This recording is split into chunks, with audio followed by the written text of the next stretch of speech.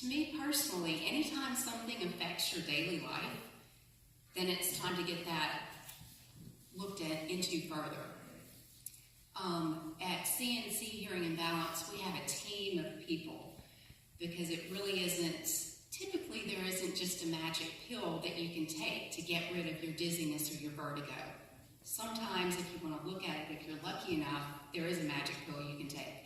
But usually it's a little bit more complex. So we use a team of, I'm a nurse practitioner, audiologist, physical therapist, and then there's Dr. Arriaga, who deals more with the surgical side of things. Wonderful. And also the last question, how do you decide who to see for your dizziness? So that can be tricky. You can be dizzy for many different reasons. It can be related to your circulatory system, and that tends to be more if you get lightheaded when you go from sitting down to standing up.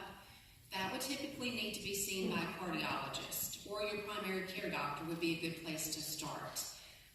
Anytime that you have dizziness and you have some ear symptoms with it, so if you notice that your hearing is not quite what it used to be, more on one side than the other, or if you notice an increase in ringing, or the tinnitus, or the cricket sound that some people hear, then that would really need to be addressed by an ENT or something we could manage at Collicia Neurological.